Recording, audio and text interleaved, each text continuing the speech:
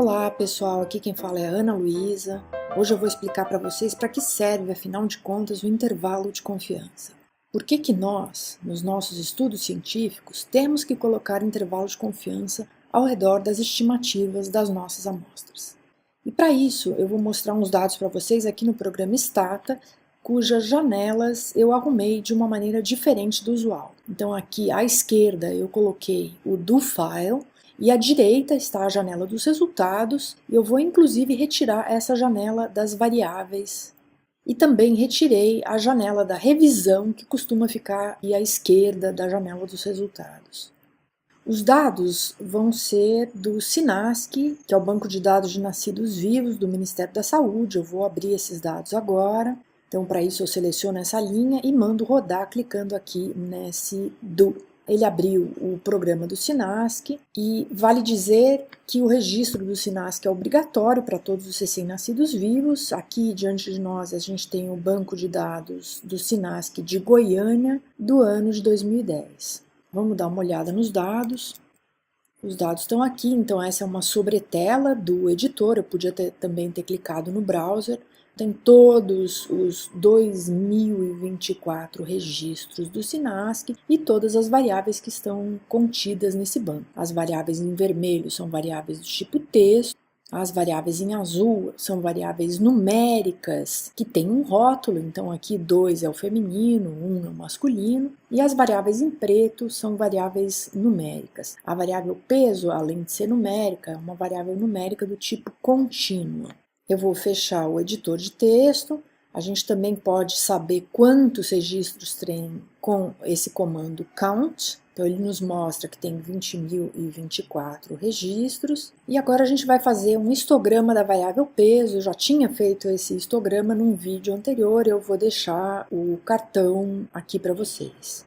Aqui a gente vê o histograma da variável peso, a gente vê que ele tem os dados bem concentrados ao redor da média, a média de 300 e algumas gramas, tá? Mas existem algumas recém-nascidos que têm o peso bem abaixo da média e outros que têm o peso bem acima da média. Essa curva que está desenhada é a curva normal e a gente vê então que os nossos dados se aproximam bastante da normal, só que existe um excesso de dados próximos da média. Eu vou desligar o histograma. Se eu peço o comando summarize peso, eu obtenho um resumo. Então eu obtenho aqui, eu tenho o número de observações, a média que afinal de contas era 347 gramas, um desvio padrão. O desvio padrão é uma medida estatística que mostra a variabilidade dos nossos resultados de 544, com um mínimo de 100 gramas e um máximo, um recém-nascido que nasceu com 5,820 kg.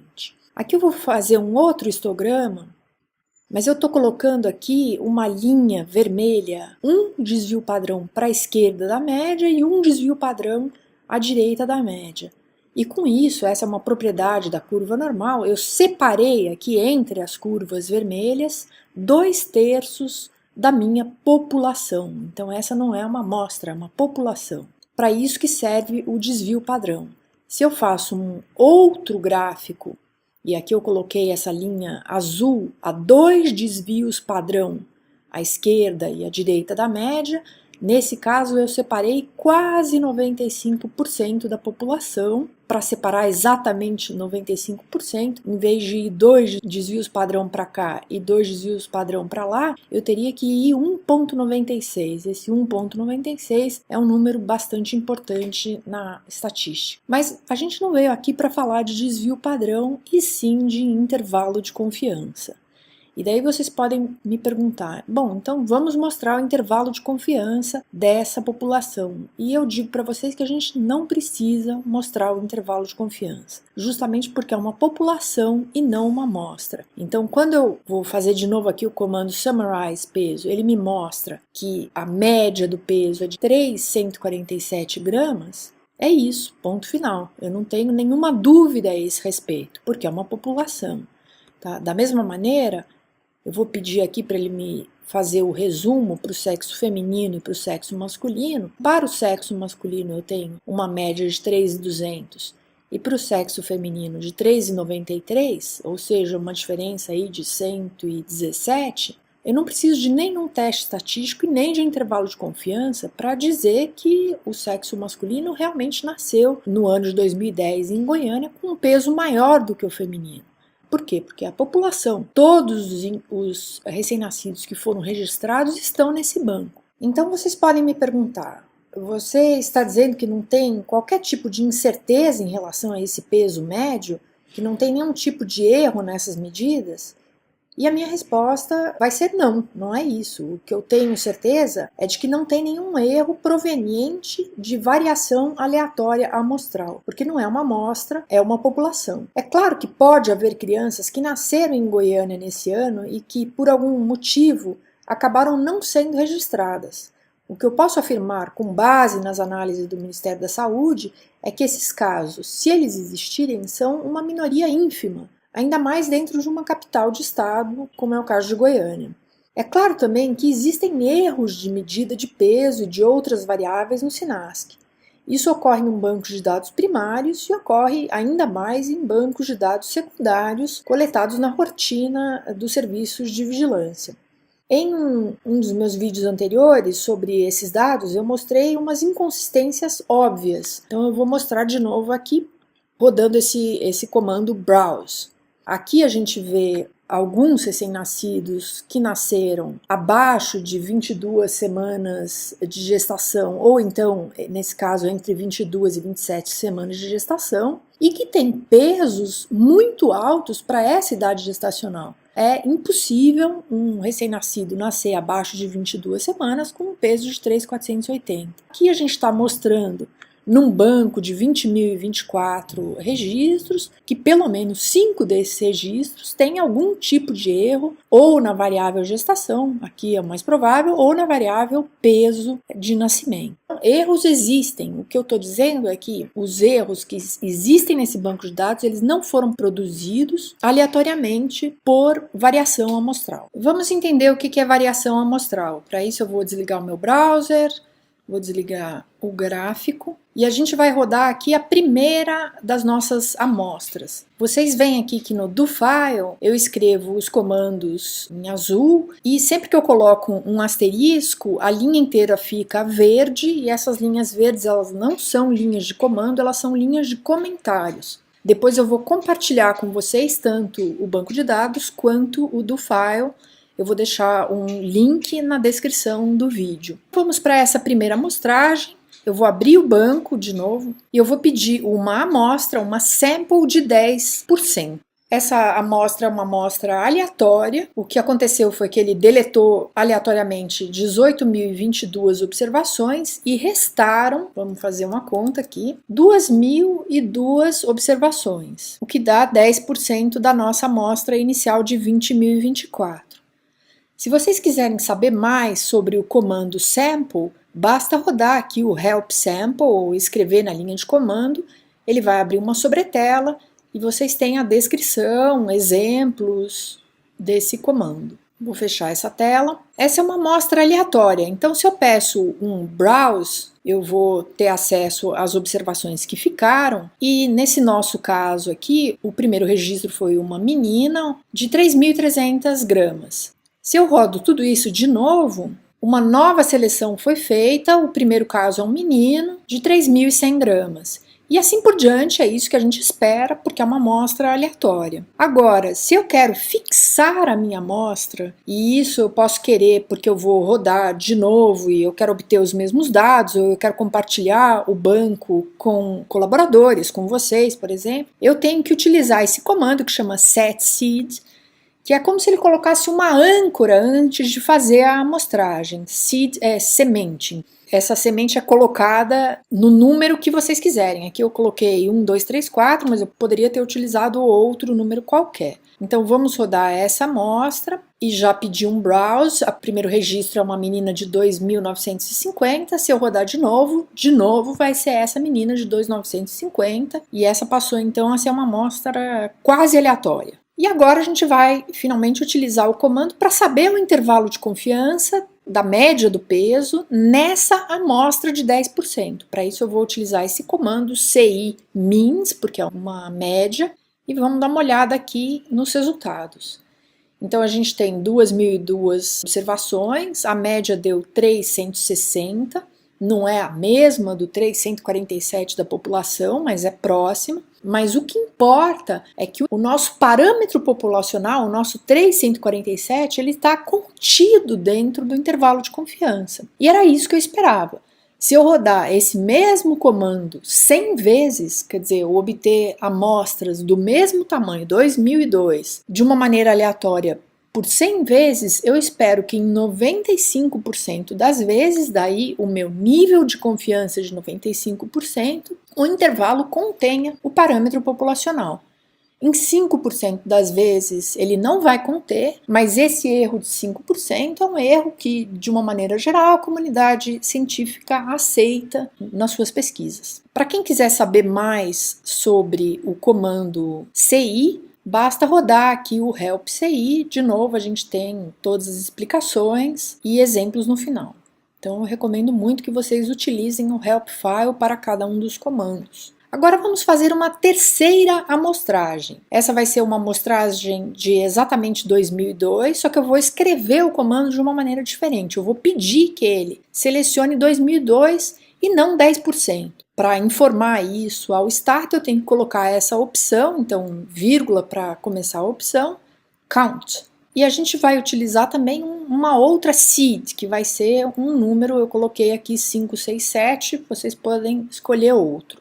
De novo, foram deletadas 18.022 observações, e agora eu vou utilizar um outro comando. Às vezes o Stata tem isso, ele tem comandos que fazem a mesma coisa. Um outro comando para obter o intervalo de confiança da média do peso. E aqui nessa nossa amostra, a gente tem uma média de 350.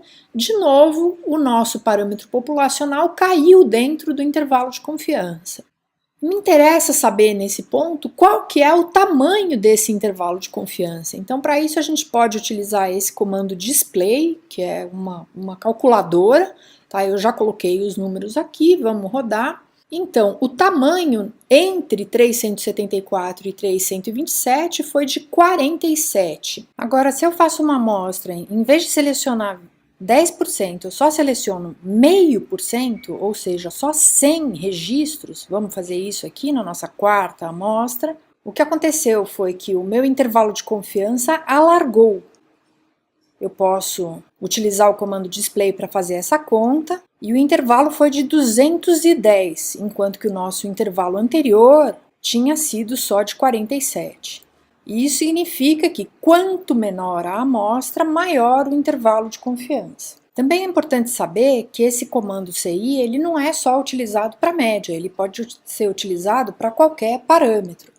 Se a gente faz uma tabela do baixo peso, que vocês lembram dos meus outros vídeos, que é uma variável que foi criada com os recém-nascidos abaixo de 2.500, nessa amostra a gente tem 12 recém-nascidos de baixo peso, que dá 12%, e eu posso pedir o intervalo de confiança da proporção, eu tenho que escrever CI proportions para isso, vamos rodar, e o intervalo de confiança está aqui, tá? Então 12%, e ele foi de 6,35 até 20%. Agora que a gente fez 4 amostras, vamos fazer um gráfico com essas 4 amostras, o intervalo de confiança de cada uma delas, e também com o nosso parâmetro populacional. E para isso eu vou utilizar um banquinho em que eu coloquei esses dados, que é esse. Vamos dar uma olhada nesse banquinho utilizando o Data Browser. População geral e as amostras, o tamanho de cada uma delas, a média, o parâmetro de baixo e o de cima do intervalo de confiança. Eu vou mandar rodar. Não vou ficar explicando o gráfico agora, mas em outro vídeo eu posso fazer isso.